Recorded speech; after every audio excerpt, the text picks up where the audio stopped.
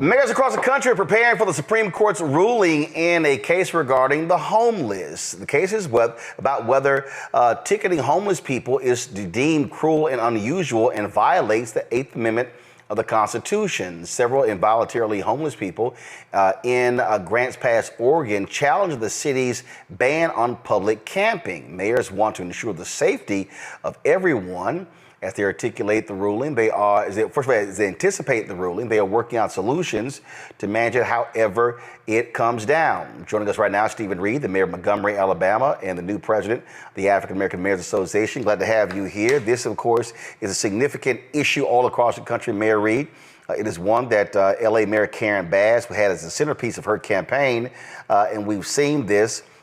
So how are mayors preparing for this ruling? Roland, first of all, thanks for having me on your show. Really appreciate all the work that you do, you and your team, to spotlight issues such as this. This is a problem, and I want to commend Mayor Bass for bringing it to our attention at the African American Mayors Association to discuss its impact on not only our cities, but disproportionately on Black and brown people in this country. And so when you consider the potential outcome of what the Supreme Court may do here, if they overturn the lower court's decision, it could make homelessness worse.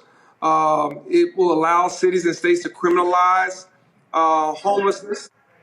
And then from our standpoint, we want them to uphold the court decision so that it will, prohibit cities and states from criminalizing those that are homeless. And again, now we're talking about the potential, again, if people start handing out tickets, now we're talking about filling up jails. Now we talk, and let's be clear, that's going to actually require more money than dealing with mental health services. And so this is one of those examples of people who make decisions, public policy makers, as opposed to cutting services, not dealing with the root causes of homelessness. And now all of a sudden you want to use a law enforcement mechanism to treat a problem that's not a law enforcement problem.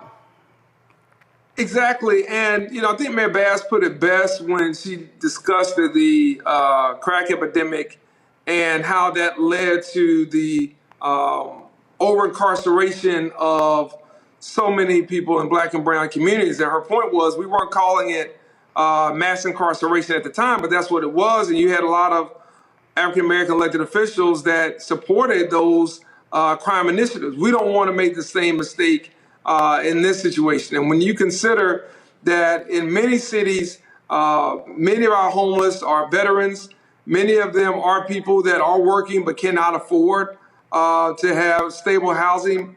Many are foster children. Others are coming from traumatic situations where the addiction doesn't lead them to homelessness, but the addiction is a result of them being without a home.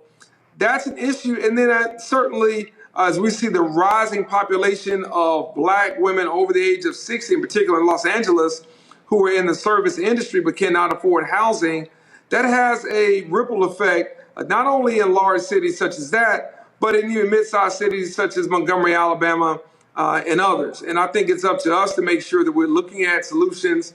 We're advocating at the state and federal level, whether it be with Health and Human Services, whether it be with the Department of Housing and Urban Development, and others, to come up with solutions that work to address our veterans that are homeless and those that, again, need just transitional housing, when we know there are models out there from tiny homes and others that are working in communities all around the nation.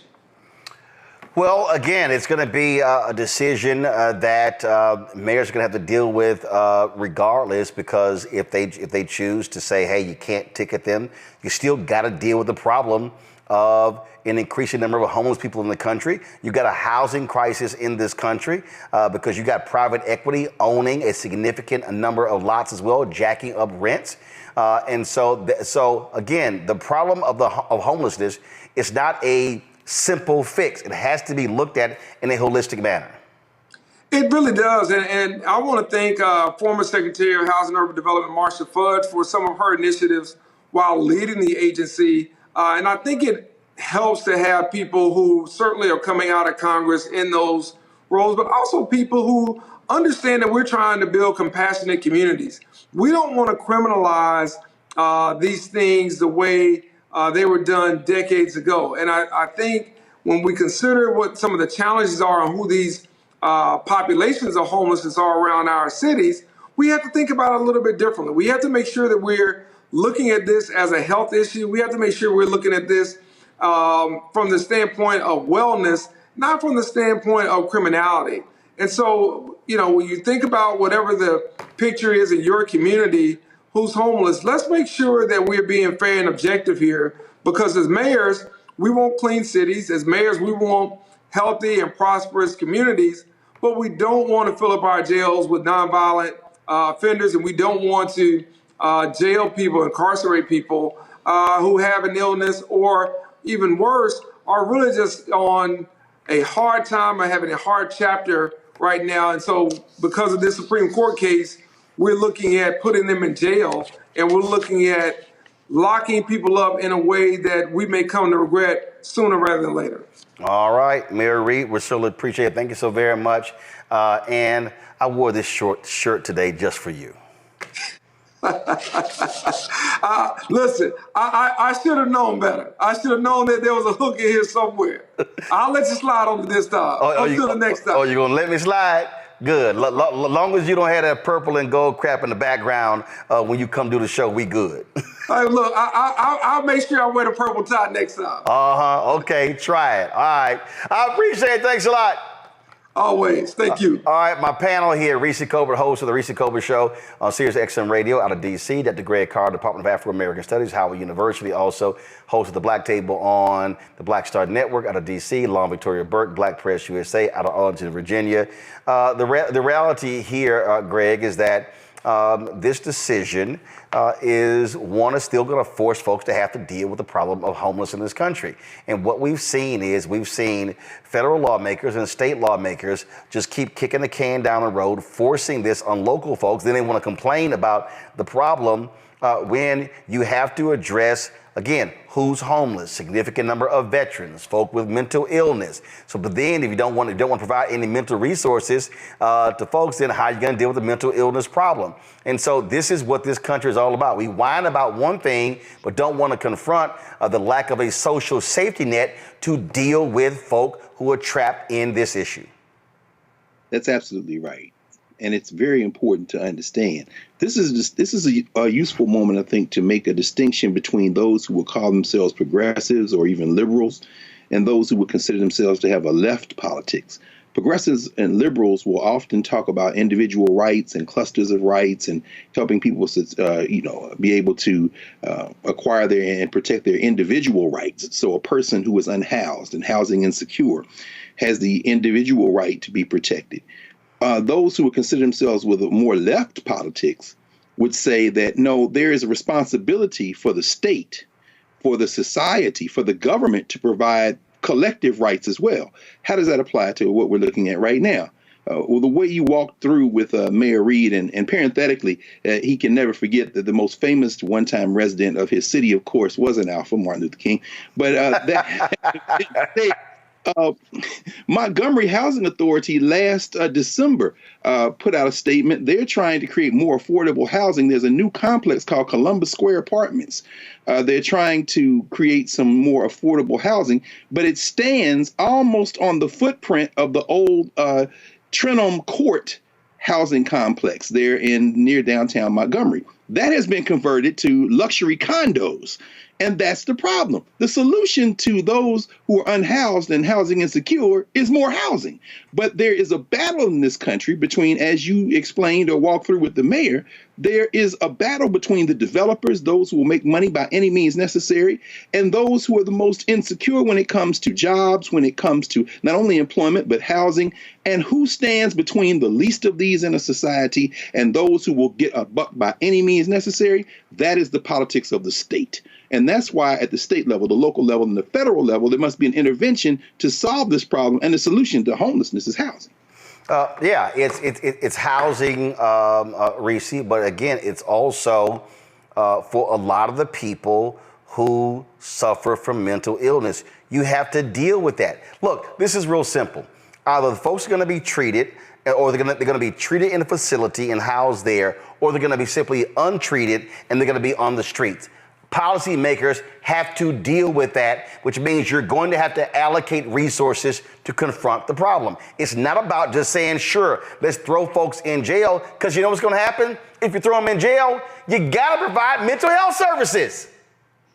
Right. Well, I mean, the reality is that our society just doesn't value taking care of people who are in this situation financially, or as you pointed out, due to mental health issues, where they are unhoused. We don't make it a point to have good public housing policy, which, by the way, is not just good for those who are unhoused, but those who are looking for affordable housing.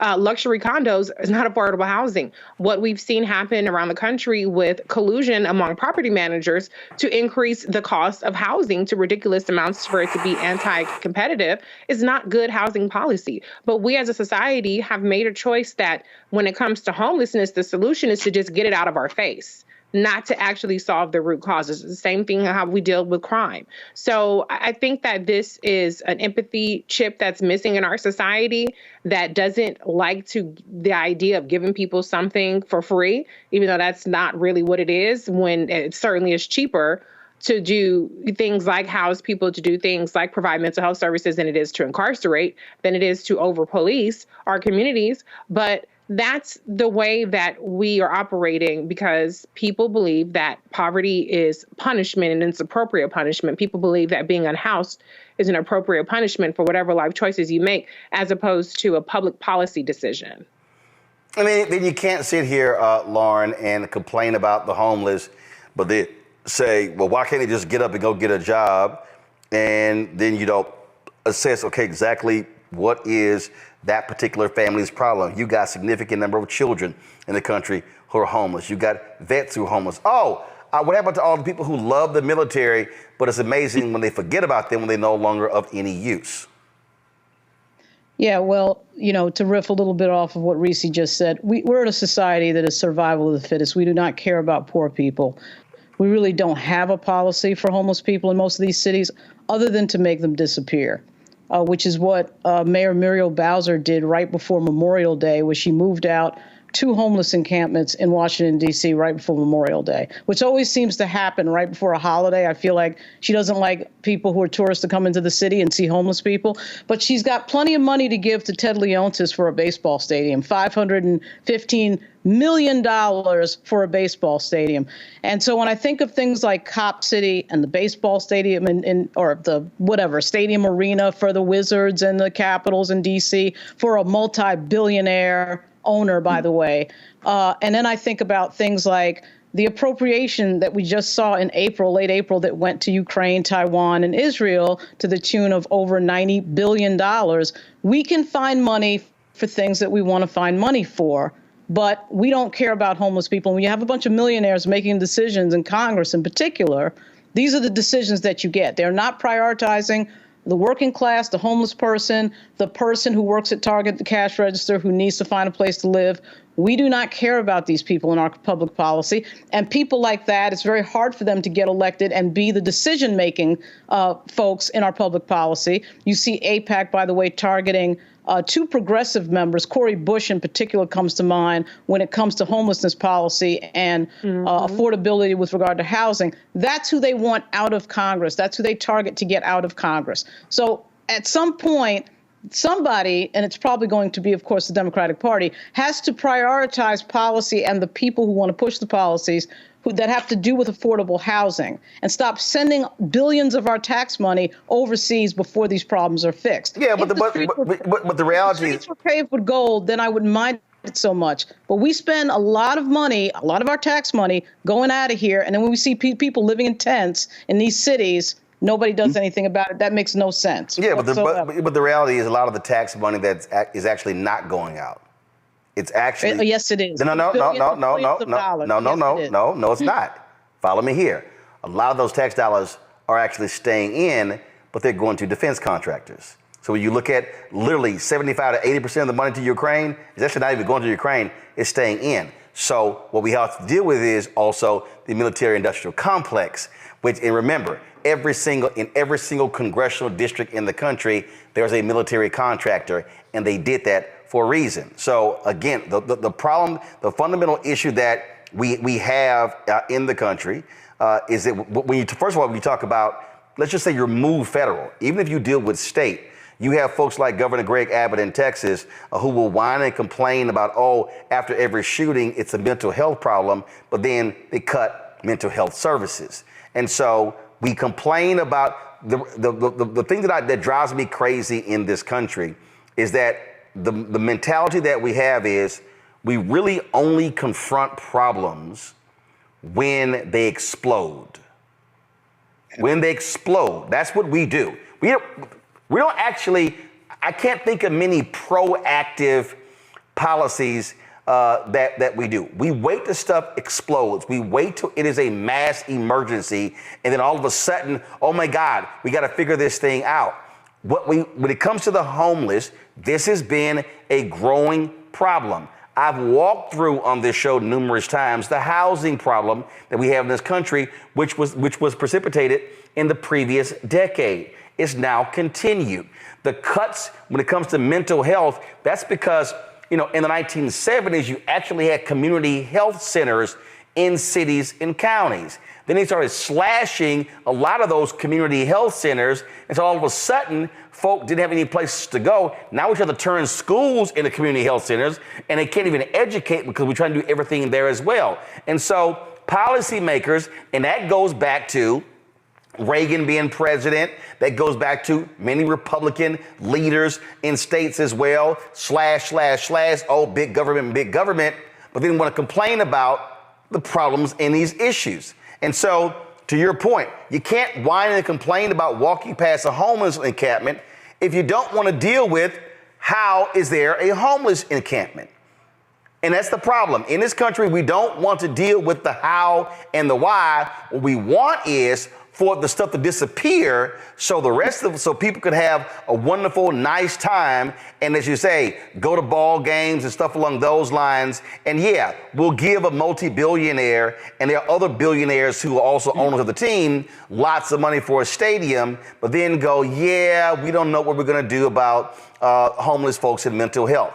This is why I keep saying to folks, if you got a problem with public policy, then you have a problem with the politicians who do nothing about it. And the only way you change one, or actually the only way you change both, is you have to change one or the other to get it done. And it only happens by doing this here.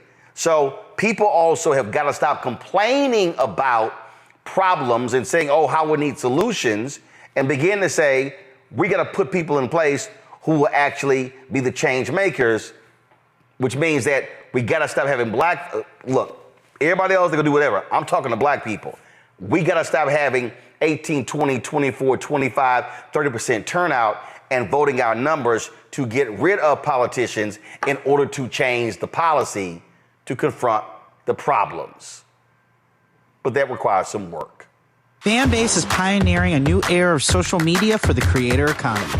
This next generation social media app with over 600,000 users is raising $17 million, and now is your chance to invest. For details on how to invest, visit startengine.com/fanbase or scan the QR code. Another way we're giving you the freedom to be you without limits.